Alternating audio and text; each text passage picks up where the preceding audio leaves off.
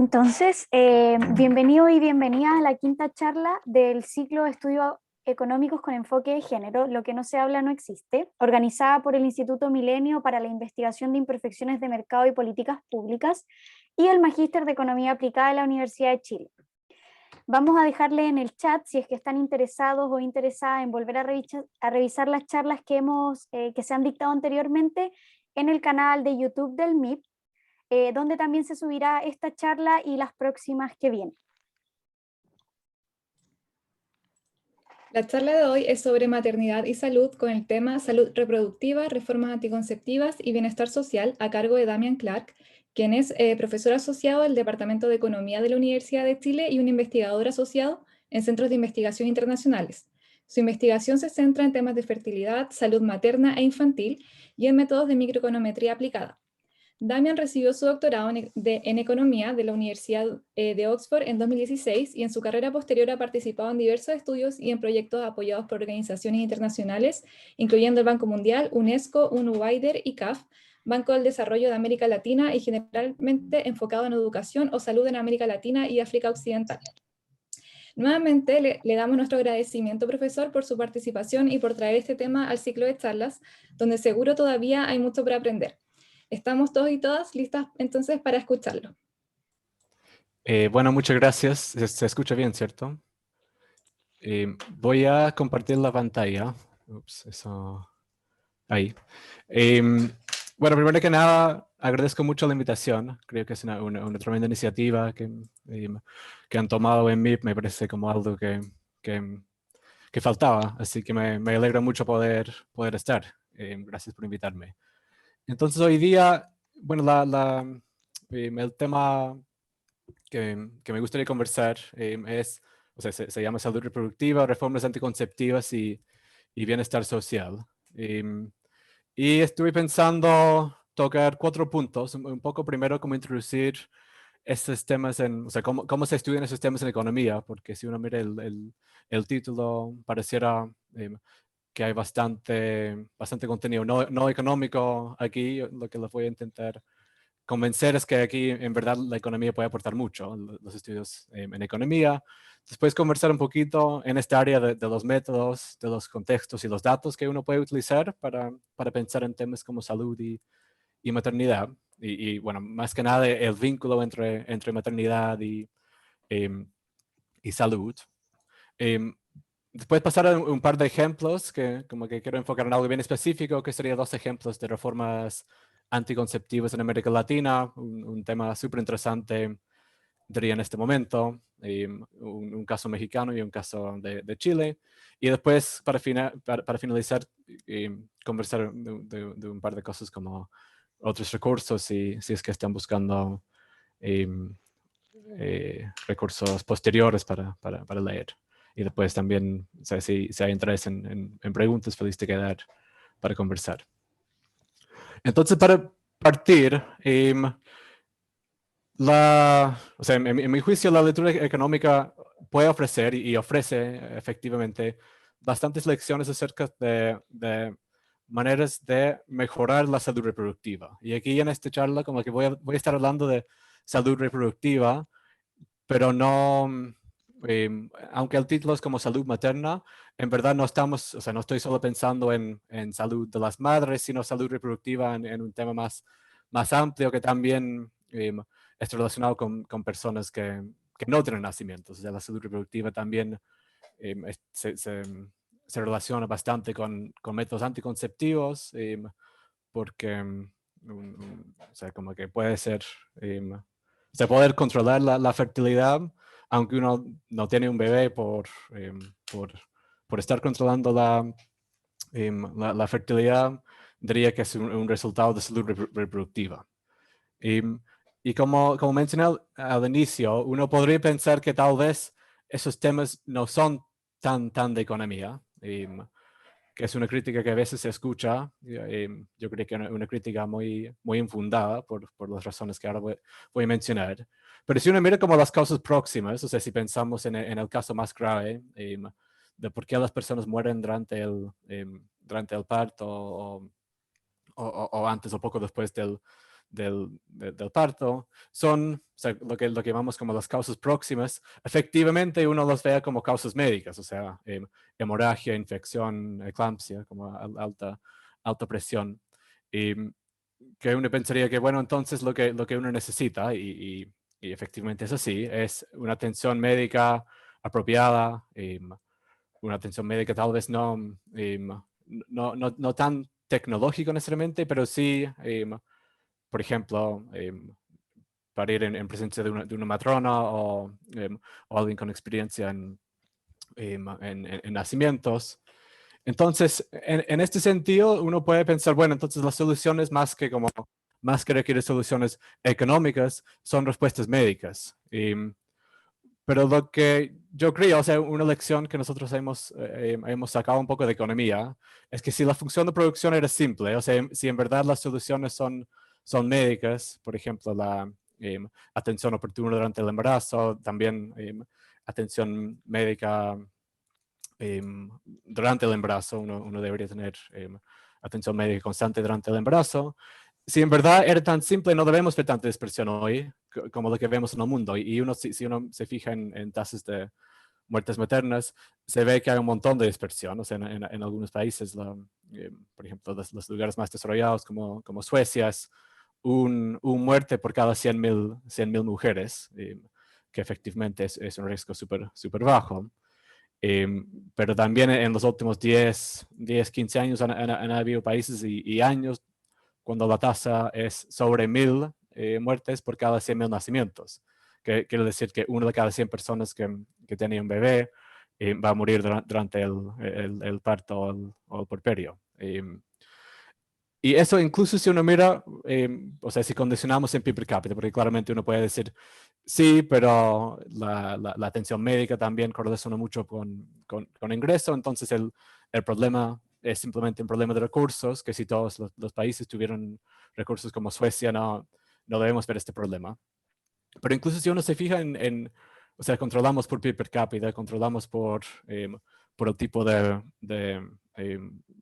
la calidad de salud que uno puede hacer en el país, se ve que hay un montón de dispersión en tasas de muertes maternas. O sea, países con PIB per cápita bien parecido, por ejemplo, no sé, Chad versus Ruanda, aunque creo que el nivel de ingresos es un poquito más alto incluso en Chad que en Ruanda, pero la tasa de muerte materna es casi 3 veces más alto en Chad que en Ruanda. Entonces, no es así como tan simple como entender cuáles son las respuestas médicas. O sea, debemos asegurar que las personas tienen atención durante el embarazo, que hay buen acceso a métodos anticonceptivos para poder controlar fertilidad, etc.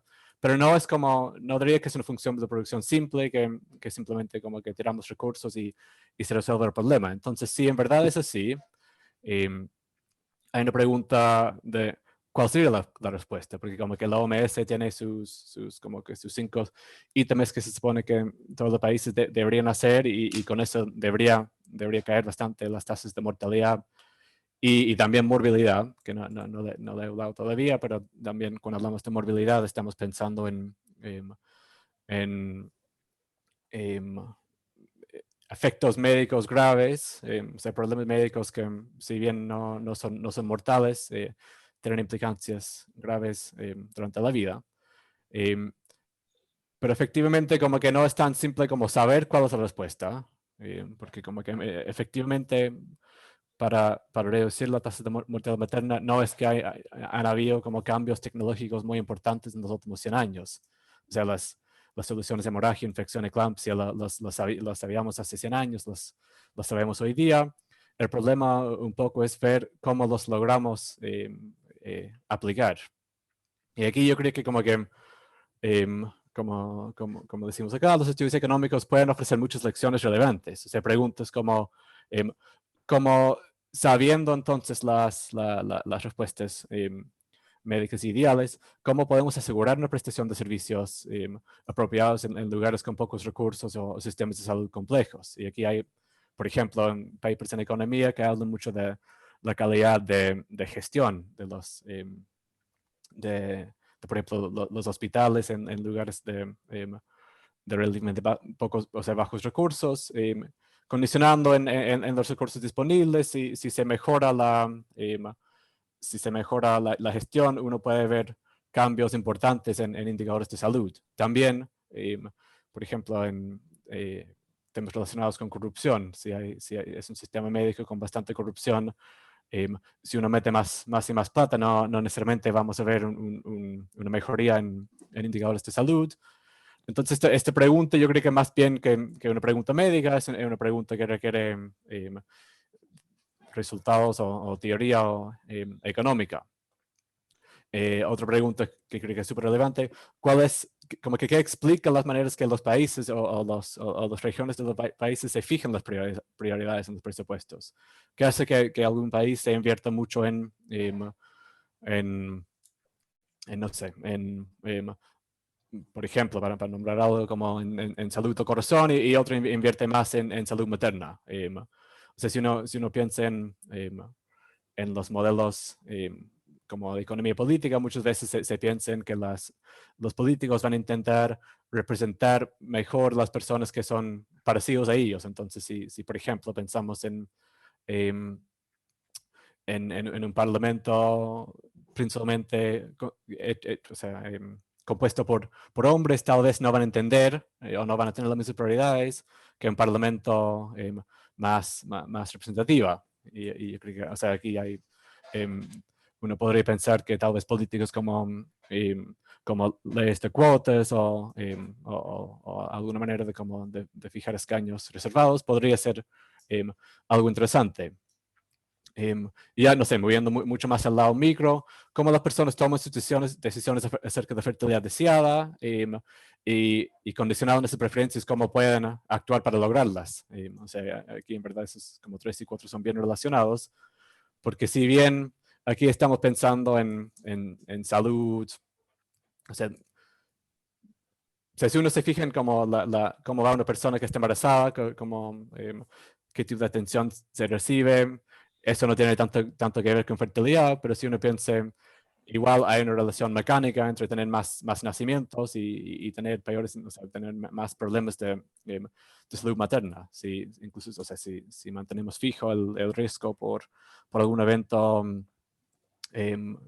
malo en el embarazo, mientras más nacimientos hay por mujer, más probabilidad que existe que hay algún efecto algún impacto no deseado.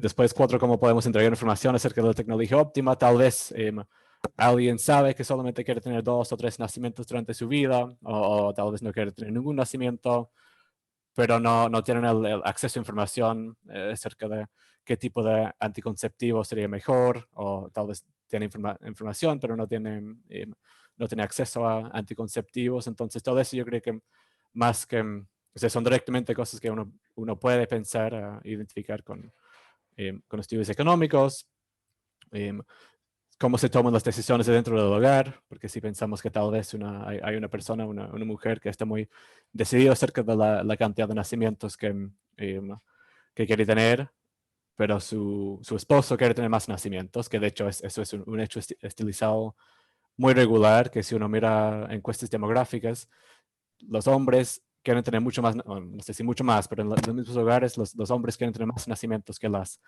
mujeres, que tal vez no es tan sorprendente pensando que la persona que paga más, no en el sentido de dinero, sino que de inversión de recursos físicos, o sea, el embarazo, el proceso es un proceso tremendamente costoso, y eso para el hombre es mucho más, o sea, no es por nada tan costoso como para la mujer. Entonces se ve esta relación de que los hombres quieren tener más nacimiento que las mujeres.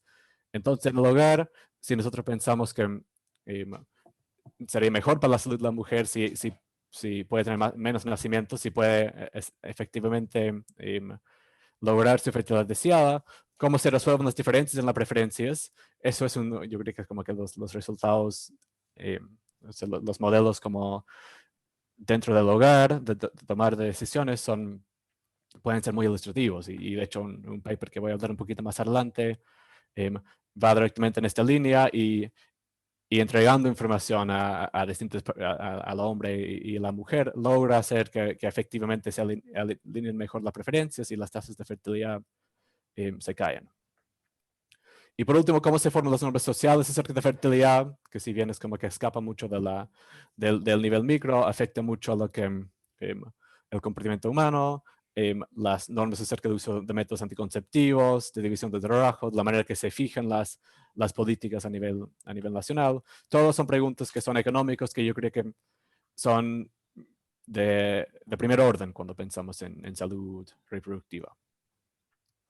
Ahora lo que como que voy a hablar un poquito de algunos estudios. Y yo creo que en una forma simple hay dos como grandes líneas que podemos pensar en estudios que tocan esos temas de salud reproductiva en economía.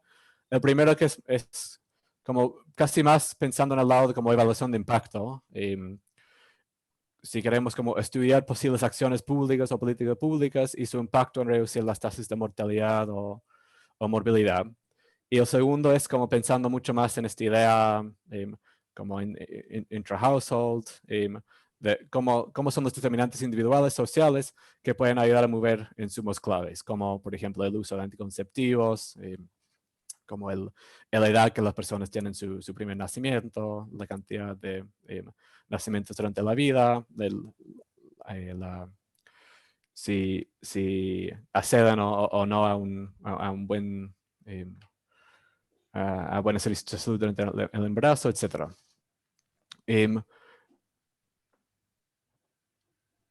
Y bueno, por último, como pensando en un poco más de forma introductoria, hay una pregunta que yo creo como que a veces se escucha, no sé, en seminarios o incluso yo cuando defendí mi tesis doctoral, como la pregunta más o menos vacía de como que, bueno, pero cómo, no sé, ¿por qué eso es economía o por qué, como que, por qué importa a nosotros, o sea, por qué a nosotros como economistas nos importa? Yo creo que aquí cuando se piensa en como temas de salud materna y mortalidad materna, primero yo creo que es como indiscutible que hay una importancia intrínseca, que como que da lo mismo si incluso pensamos, bueno, no vamos a pensar en el lado de como cuáles son los retornos a inversión en salud materna. Hay una importancia intrínseca porque o sea, cada día, según las mejores estimaciones, 830 personas mueren por razones relacionadas con con el embarazo o nacimiento. Esas tasas, por lo menos en África subsahariana, son más altas que en países desarrollados hace un siglo. Y si uno se fija en el riesgo, en países de bajos ingresos, durante la vida hay 1 en 45, o sea, una probabilidad de 1 en 45 de morir por razones relacionadas con el embarazo versus 1 en 5.400 en países de altos ingresos. Y o sea, esas cifras en verdad son vergonzosos, es como un desastre de salud pública, justamente porque no es, o sea, todas las muertes claramente son, y los que son evitables son muy trágicos, pero el tema de como muerte materna es aún más trágico porque es completamente evitable. O sea, bueno, en Suecia, como dije, es como 1 en 100.000. O sea, puede ser em, que, que pasa algo muy extraño y que hay una muerte inevitable, pero no es que 1 en 45 personas tiene que morir. O sea, las soluciones los sabemos, los recursos en teoría existen. El tema es cómo tomamos esos resultados que sabemos y cómo logramos que se apliquen. Y además aquí esas cifras que son horroríficos, eso es solamente pensando en muertes, que muchas veces se llama se habla como la punta del iceberg, que muertes son lo que se ve, pero también hay montones, o sea, las estimaciones que son, para cada persona que muere dentro del embarazo, 30 tienen secuelas no mortales y muy graves que los afectan durante toda su vida. Entonces eso sería como la importancia intrínseca, que da lo mismo como que más, o sea, como que este tema más funcional, hay una importancia intrínseca de inversión en salud materna. Pero también después hay adicionalmente, que va mucho más como que tal vez lo que quieren escuchar en los seminarios, que hay una importancia funcional en el sentido que si se mejora la salud reproductiva, eso también tiene muchos impactos adicionales. Por ejemplo, se ha demostrado que cuando se mejora, o sea, cuando es menos probable que una mujer muere durante el embarazo, hay más inversión por el lado de los padres en capital humano, porque es más probable que la mujer efectivamente sobreviva. También tiene impactos intergeneracionales muy importantes. Este paper de Iser y Gary en Science muestra como que los impactos intergeneracionales de salud, salud de la mamá. Y también incluso tiene impactos en desarrollo económico. O sea, hay papers como más bien macro que muestran la importancia de salud materna como digamos, un insumo al nivel de desarrollo del país. Entonces, como que más allá que la importancia intrínseca, que podría ser incluso más importante, hay una importancia funcional aquí además. Ahora, me gustaría hablar un poquito, como pensando en esos temas de salud materna, los métodos, los contextos y datos, tal vez como que si uno pensaría no sé, una tesis o si uno quiere como ver eso como investigación, ¿no? Dados los tipos de preguntas, frecuentemente los estudios que se hacen son observacionales, porque como si estamos interesados en estudiar muertes maternas, no es algo que se puede, no es algo que se puede hacer muy fácilmente con experimentos, a menos que uno esté evaluando alguna intervención. Pero hay mucho que se puede hacer con datos observacionales, sea, por ejemplo, ocurrió algún evento y nos interesa estimar sus consecuencias. Aquí los métodos ya son bien parecidos a otros papers donde uno está intentando evaluar algún tipo de evento o política y como que se colapsa en algún sentido a buscar alguna contrafactual. Si, por ejemplo, se aplica una política, que de hecho lo voy a mostrar un poquito más adelante, una política en algún país, entonces buscamos la contrafactual para este país para ver qué hubiese sucedido sin la política. Y aquí probablemente ya están empezando a pensar como métodos como DefenDiff o como control sintético, donde al final estamos como pensando en un tratamiento y un control en algún sentido. Incluso es común en esos casos pensar en como diseños de adopción escalonados, donde llega alguna política, por ejemplo, llega a algunos comunes en Chile en un momento determinado y después existe ya para siempre en la comuna. Eso ocurre mucho con reformas de salud, que por alguna razón los empiezan en una comuna antes que otro, o en algunas regiones antes que otros. Y esos como diseños es un área que ha tenido mucho desarrollo últimamente. O sea, como que antiguamente se hacía DefenDiff, pero ahora es mucho más común ver como estudios de eventos de panel o un nuevo método publicado en AER el año pasado, de cómo pensar en cómo podemos evaluar esos políticos cuando tienen impactos heterogéneos, que se llama DIDM, que es un paper de Chase Martin y Del Puy. Honest DID, o sea, esos son como puros métodos que son muy útiles y diría como todos muy nuevos, o sea, como que eso es 2020, 2021, son métodos que como que nos permiten intentar evaluar políticas de este estilo y además relajar algunos de los supuestos clásicos que utilizamos en modelos como DefenDiff, donde se compara una unidad tratado con uno que nunca es tratado y se intenta como inferir la diferencia en outcomes entre los lugares con y sin alguna política. Después control sintético, que es un área bien movido ahora, incluso como que moviendo un poquito más hacia machine learning. Pero también hay algunos casos en que se ve estudios experimentales.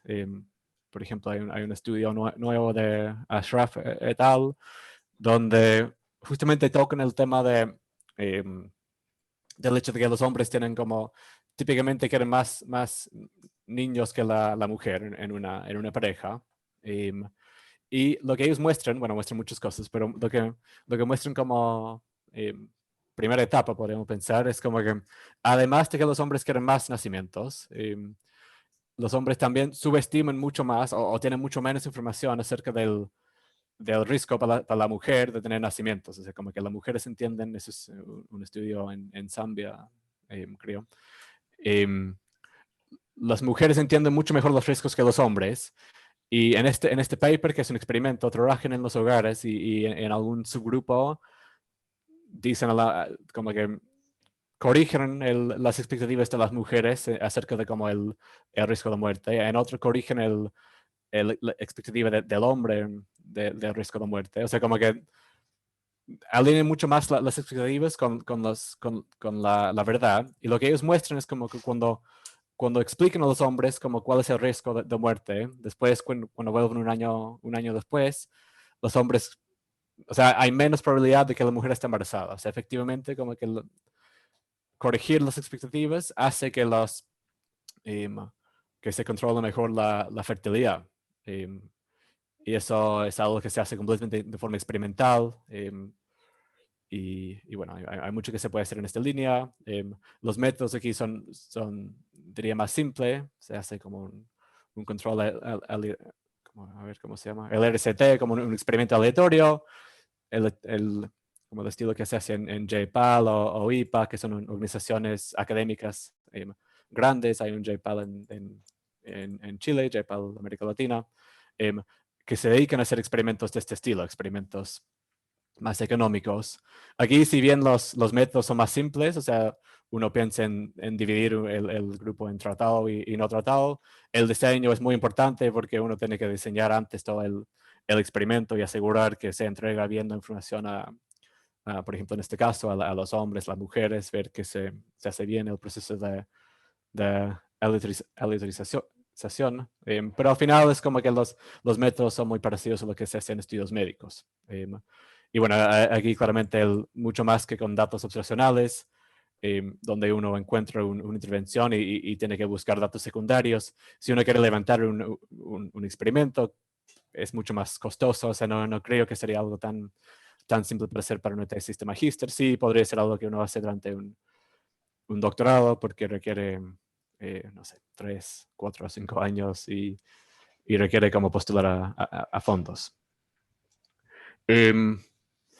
Tal vez entre este tiempo voy a saltar un poquito a hablar un ratito de datos, porque creo que es como interesante cuando uno piensa en preguntas de investigación, también pensar en la factibilidad de responderlo. En esta área de como salud materna y sí, salud materna y economía, hay varios contextos, hay varios tipos de datos que uno puede pensar en utilizar. El primero, que es como mucho más para el mundo observacional, sería trabajar con datos administrativos. Por ejemplo, pensar en los datos que el gobierno maneja acerca de datos como demográficos, datos como las estadísticas vitales que existen en muchos países, donde cada persona que muere se registra la causa de función. Además, se lo registra con un código estandarizado, el código ICD, que como que incluso para una muerte materna lo registran como cuál fue la causa, si fue, no sé, por ejemplo, fue hemorragia o causa de un aborto, como que todas esas cosas se registran en los datos administrativos. Y más que solo mortalidad, también se registra morbilidad. Por ejemplo, de Chile tienen datos muy buenos de muertes desde 1990 hasta hoy en día. También tienen datos de cada egreso hospitalario en el país. Cada persona que va a un hospital o a una clínica se registra la razón de que por qué la persona fue, o sea, la cantidad de noches que estuvo, algunos como coverage de la persona, como que todo a nivel de persona. Entonces, con datos así, se puede hacer cosas bastante buenos, porque además, no sé, observamos la comuna donde reside, o podemos observar tal vez si estén expuestos a algún tipo de política. Y también ya se mueve mucho más hacia como el mundo de como datos grandes, porque incluso en Chile, que es un país relativamente pequeño, si uno tiene como 20 años de datos, o sea, con muertes ya son 60, 80 mil muertes al año, con egresos son mucho más, entonces la cantidad de datos no son menores. Y claramente si uno va a otros países que tienen estadísticas vitales de este estilo, pueden ser incluso más grandes. Pero, o sea, eso es muy bueno si uno quiere hacer algún estudio como de estilo de evaluar tal vez una política de algún país particular. Pero también hay datos, el Banco Mundial y bueno, varias organizaciones tienen datos comparativos que lo que hacen es calculan por ejemplo, la tasa de muerte materna en cada país y en cada año, desde 1990 hasta 2018, creo que son ahora, O sea, esto recién salió en 2015, entonces por un lado eso como que a mí por lo menos me dice algo como bastante deprimente, de que recién en 2015 tuvimos datos más o menos razonables de tasas de mortalidad materna a nivel país y año. Es bastante sorprendente que eso recién salió en 2015 a nivel de año. Pero igual no es, o sea, no es tan simple porque no sé, no todos los países, por ejemplo, tienen los datos administrativos como Chile, donde es súper simple saber, o sea, contar las muertes porque hay una línea por cada muerte. En algunos países no colectan datos administrativos, entonces aplican encuestas. En otros países ni siquiera tienen encuestas, entonces lo que tienen que hacer es utilizar como modelos bayesianos que toman todos esos insumos y intenten estimar tasas de mortalidad materna a nivel de país y año. Y por último, lo que se puede hacer, que que tal vez es la manera más antigua de trabajar con datos de este estilo, es utilizar encuestas. Y aquí hay bastantes encuestas que miden temas de salud materna. Un fuente clave aquí son los Demographic and Health Surveys que existen en 90 países en el mundo. Y hay muchas rondas. Chile no tiene uno, pero por lo menos los países de bajo ingreso, la mayoría tienen por lo menos una ronda de los Demographic and Health Surveys. Obviamente no es simple en una encuesta registrar muertes, porque típicamente las encuestas, bueno, no, siempre las encuestas encuestan a personas vivas. Así que hay desafíos. Igual hay algunas maneras de contabilizar mortalidad materna, porque lo que hace por lo menos los Demographic Health Surveys se llama como los métodos de sisterhood, como que de las hermanas, que preguntan a todas las mujeres, que listen todas sus hermanas y dicen si están vivas o no, y si murieron, cuándo murieron y si fue relacionado a un nacimiento. Entonces, de alguna forma logramos inferir algo acerca de mortalidad materna, pero claramente hay problemas de error de medición. Ya me queda como un poquito de tiempo, entonces lo que me gustaría hacer, casi para cerrar, es como presentarles un par de ejemplos en base a reformas anticonceptivas en América Latina, que son como 2 papers recientes míos, que creo que es como más fácil presentar un paper de uno, porque ya está como mucho más cercano a los métodos. El primero, que escribí con Viviana Salinas, que es una socióloga de la Católica en Chile, que estudia el impacto de la reforma o la expansión de la píldora anticonceptiva de emergencia, la píldora del día después en Chile, y su impacto en salud reproductiva. Y el segundo, escrito con Hannah Mulrad, que es una economista, una colega en Suecia, que estudia una reforma de aborto en México. Y uno, o sea, pensando esos papers, hay como un mini mecanismo o modelo que uno puede pensar que como que que fundamenta las ideas. Eso es como que, es que pensamos que una de las causas importantes de muertes maternas es el aborto inseguro. Eso es más alto incluso en América Latina, donde hay más aborto clandestino. Las estimaciones del OMS sugieren que entre 5 y 13% de las muertes maternas son por aborto inseguro o clandestino o legal, pero mal hecho.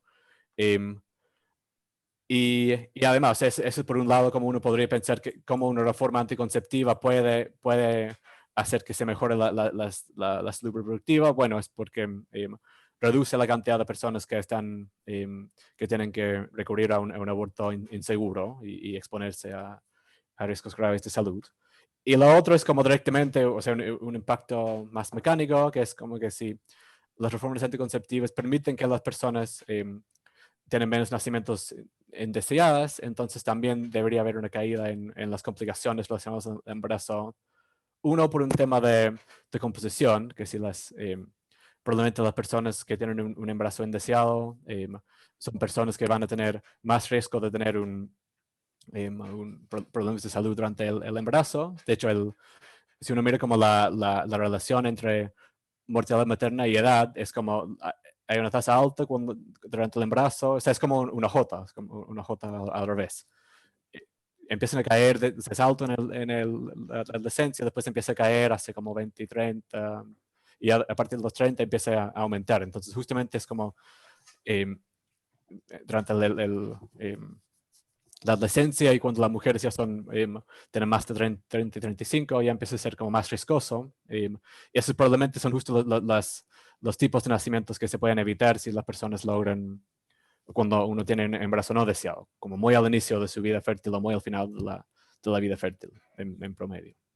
Pero bueno, entonces lo que hacen esos papers es como que evalúan esas reformas y estudian cuál es el impacto sobre indicadores de salud. Y aquí en ambos países, tanto Chile como México, por suerte la tasa de muertes maternas no es tan alto que uno esperaría que una reforma de este estilo podría tener un impacto muy grande sobre muertes, porque la tasa de muertes maternas en Chile creo que es 30 por 100.000, ahora se me fue no sé si es 13 por 100.000 o 30 por 100.000, pero es como, no es tan alto que hay muchas personas que están muriendo, o sea que hay muchas personas que están muriendo al año por razones muy, muy simples. Entonces, probablemente con una reforma como la píldora anticonceptiva no vamos a ver una caída muy grande en tasas de muertes maternas. Entonces, lo que hacemos en este paper es miramos a indicadores de salud, de morbilidad, y específicamente nos enfocamos en salud, o sea, como problemas de salud, las personas que presentan en el hospital y son clasificados como un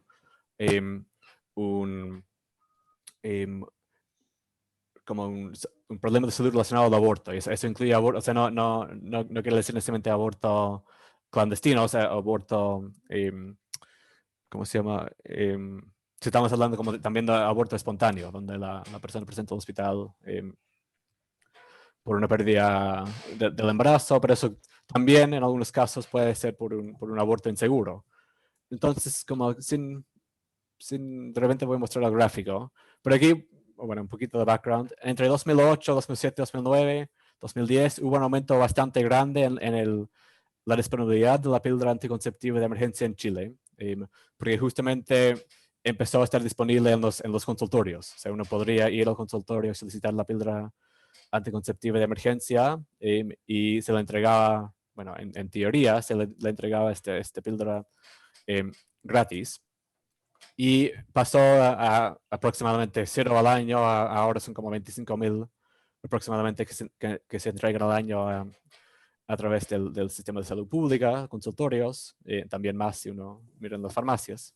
Y lo que nosotros vemos, eso es como un estudio de eventos, donde estamos, eso es como tasas de morbilidad relacionado al aborto en Chile, cuando miramos todas las hospitalizaciones en el país, tanto en el sistema público como en el sistema privado. Y aquí estamos viendo como la evolución de las tasas antes de la píldora en cada comuna, donde como que la entrega, o sea, como que se apareció de alguna forma paulatina en algunos comunas antes que otros. Entonces podemos ver como si hay una caída en algunos comunas antes que otros cuando llegó la píldora antes en esas comunas. Un estilo como difundido generalizado. Y lo que observamos es que antes de la píldora, las comunas con y sin la píldora y los que entraron antes de entregarlo siguieron como un pendiente bastante paralelo. Y después vemos una caída importante en los lugares que tuvieron la píldora antes. Bueno, hacemos algo parecido en México, pero ahí la reforma fue bastante más radical, porque más que solamente ofrecer la píldora anticonceptiva, lo que pasó que fue en DF, en el Distrito Federal, legalizaron el aborto durante el primer trimestre, hasta semana 12 las personas podrían acudir a aborto legal, y eso fue en abril de 2007. De hecho, fue una reforma bastante emblemática a nivel de América Latina, porque fue el tercer país, creo que Uruguay y Cuba tuvieron aborto legal antes. Y lo que eso hace es que evita un montón de abortos clandestinos, que al final son bastante poco seguros. O sea, si bien la tecnología no es conocido, que se toma básicamente una pastilla, igual cuando hay aborto legal, se lo puede hacer en condiciones sanitarias, se lo puede hacer con información apropiada. También se puede estar seguro que la pastilla que se entrega efectivamente es misoprostol y no otra pastilla, como ahora que sucede en Chile, que se venden esas pastillas por WhatsApp, pero uno no sabe cuáles son las que está comprando. Pero eso fue en DF, hubo esta expansión o esta legalización, mientras que en muchos otros estados, como contrarrespuesta, endurecieron las leyes. Y ahí el aborto fue ilegal antes y lo que hicieron fue como que aumentaron las penas de cárcel si uno fue, como que dijeron que la mujer había abortado.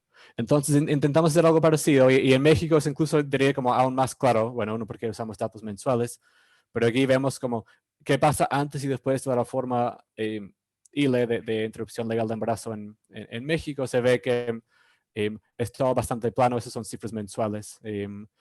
Y aquí estamos viendo hemorragia, eso es, morbilidad, personas van al hospital y presentan y están clasificados con una hemorragia grave durante el embarazo, que uno puede inferir que tal vez esté relacionado con aborto, y vemos una caída bastante, claro que como que 1, 2, 3, que aparece así varios meses después de la reforma, versus en los lugares que endurecieron las penas no se ve mucha diferencia. La hipótesis ex ante era, o sea, no teníamos una hipótesis muy fuerte de qué podría suceder en los lugares que endurecieron las leyes, porque podría haber sido que aumentaron, podría haber sido que cayeron, o sea, depende mucho si las personas respondieron, si se cayó, si se iba a caer la cantidad de embarazos clandestinos, etc. Pero en la práctica, empíricamente, no vemos mucho en esos estados. Y vemos algo más o menos parecido, un poquito más lento con tasas de aborto, que sería como parecido a lo que habíamos mostrado con Chile, pero a nivel de mes. Ahora, bueno, estoy súper consciente que ya estoy llegando al tiempo y quiero abrir para preguntas si es que hay preguntas. Un poquito como para cerrar, en mi juicio, o sea, uno cuando no sé, de repente parte un magíster el primer año es como macroeconometría y uno piensa que la economía es así.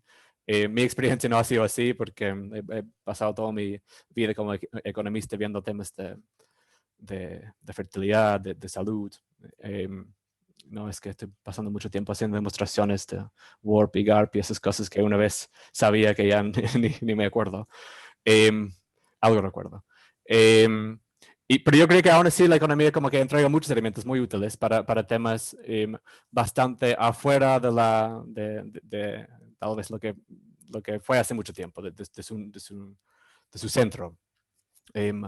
Y por lo menos en esta área de salud materna hay un montón de herramientas y modelos útiles de economía política, economía pública, desarrollo económico, economía laboral, inversión en capital humano, econometría, organización industrial y seguramente otros campos. Entonces yo creo que incluso uno podría partir pensando que a mí me interesa, no sé, mucha econometría, pero después se aplican esas herramientas a temas bastante amplios. Y bueno, aquí como que dejo anotado algunos papers adicionales que creo que podrían ser interesantes si quieren ver lo útil y lo multidisciplinario que puede ser economía. Aquí un súper buen paper nuevo, Maternal Depression, Women's Empowerment and Parental Investment. O sea, si quieren leer algo algún fin de semana, si tienen tiempo, creo que sería un buen paper. AER 2020 y está abierto, o sea, es gratis, entonces pueden entrar a AER y descargarlo, creo. Y bueno, hay varios papers más que dejo escrito aquí. Ya, pero eso, de repente si hay preguntas, abrimos. Y gracias de nuevo por la invitación. Gracias a ti, Damián. Fue muy interesante la charla, muy buena.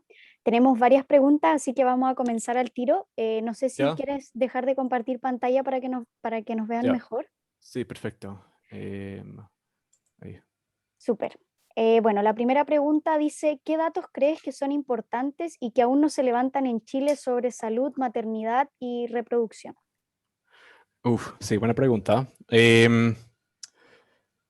Sería mucho más fácil para otros países, porque por lo menos aquí tenemos las bases de morbilidad, que es algo que en muchos países no tienen esos datos de hospitalizaciones. Pero lo que sí en Chile, que yo creo que se puede fortalecer mucho más son como datos de salud ambulatorio, porque si uno como que mira las bases de DAIS, por ejemplo, hay un montón de datos de las hospitalizaciones que son muy estandarizados, pero después lo que pasa en el consultorio es como un misterio. O sea, no es un misterio, sabemos qué pasa, pero para mirarlos como economistas a nivel global no existe nada. O sea, la cantidad de información que recolecten es impresionante en los consultorios, pero no hay ningún lugar donde está registrado de forma centralizada. Y eso yo creo que es una gran pérdida, porque en verdad tiene mucha información. O sea, para nombrar una cosa, por ejemplo, en el programa Chile Crece Contigo, a cada mujer y ahora también a los papás aplican una escala de depresión. Y esta escala de depresión, si uno pasa, creo que es en la escala de Edimburgo se llama, pero si pasa de 9 a 10 puntos, entonces ya se supone que sufre de depresión y se ofrece un tratamiento específico. Y uno como economista o economista empírica piensa, aquí perfecto, tenemos una regresión discontinua y podemos evaluar tratamientos para la depresión. Pero esos datos no existen en ninguna parte centralizado. Entonces yo creo que es como algo que se puede hacer mucho mejor, sistematizar los datos de los consultorios. Gracias. Otra pregunta que llegó es, ¿cuál crees que es el mayor desafío en esta temática? Estimación, datos, entender las preferencias, entender las restricciones, etcétera. Sí, a ver, lo mejor.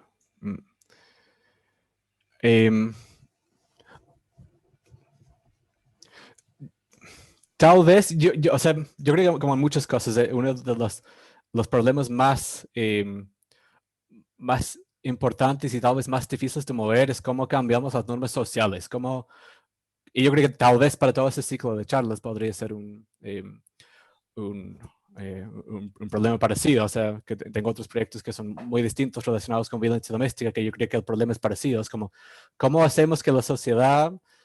O sea, yo creo que hay muchas personas que dicen como eso no es aceptable, como que tenemos que empezar a exigir más, pero no se refleja en las prioridades de la política. O sea, entiendo que hay muchas prioridades de política y yo como que tengo las cosas que yo quiero empatizar y tal vez no es lo que quieren los políticos, pero ¿cómo hacemos que la sociedad dice que no es aceptable que no sé, que estén muriendo personas por razones completamente evitables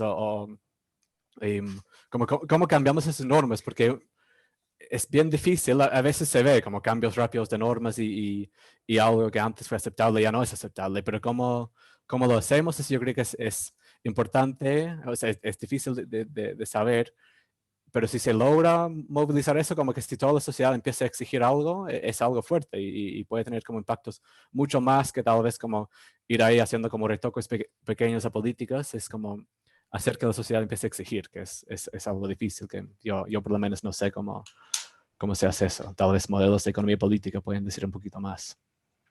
Pero buena pregunta. Gracias, Damián. Otra pregunta es, ¿qué nuevos estudios crees que se pueden realizar con la aprobación del aborto universal en Argentina? Sí, eso es algo interesante. Yo no he visto si están...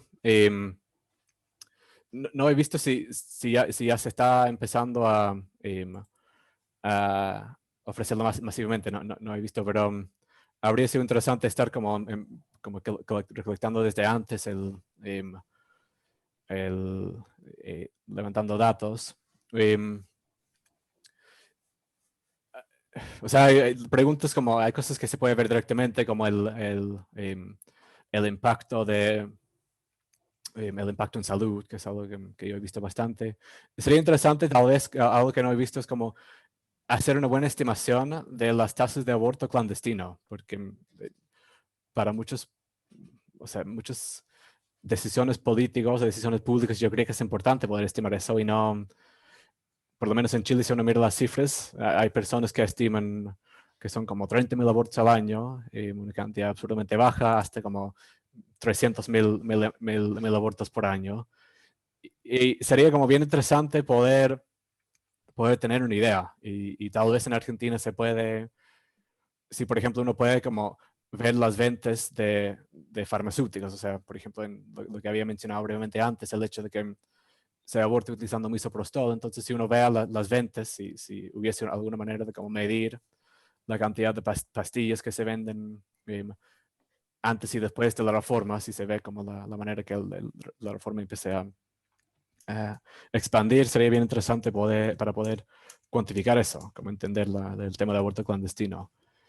Lo que hemos visto en otros casos es como que se empiece a invertir más, y yo no sé si eso sería generalizable a otros contextos, porque se venía de un estudio en Sri Lanka, si no me equivoco, un estudio más bien histórico de que se empezaba como a invertir más en educación de la mujer cuando había menos embarazos indeseados, o sea, cuando había menos muertes maternas. Podría ser interesante ver si tiene algún impacto en como mercados laborales, que las personas puedan controlar mejor su fertilidad.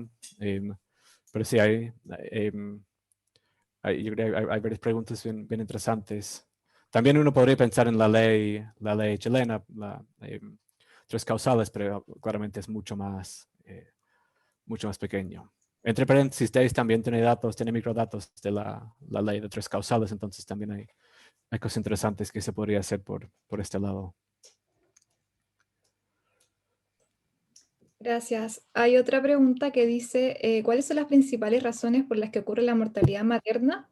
¿Tiene que ver más con el parto y temas de salubridad, gestión o enfermedades anteriores? Sí,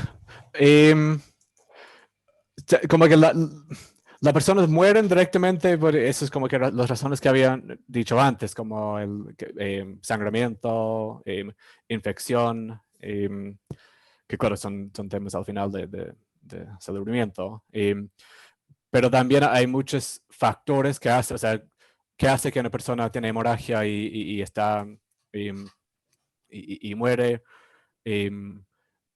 O sea, puede ser malo suerte, pero también, por ejemplo, sabemos que es mucho más probable que una persona muere cuando tiene muy poco espacio entre nacimientos. Si, por ejemplo, hay un nacimiento y después un año después hay otro nacimiento, es muy malo para el cuerpo. Entonces, no, eso sería más bien como la explicación de por qué vemos los impactos malos de salud. Lo mismo con la cantidad de nacimientos que la mujer haya tenido. Es mucho más probable que muere después de haber tenido 5 nacimientos que uno, o 2 mujeres de misma edad y características parecidas, la que ha tenido 5 hijos, es como un desgaste general mucho más alto y aumenta el riesgo con cantidad de nacimientos. Lo mismo con edad, como dije antes, mientras observamos como J. Entonces esas cosas yo creo son más los causas como, digamos, primordiales que después encadenen al evento en sí.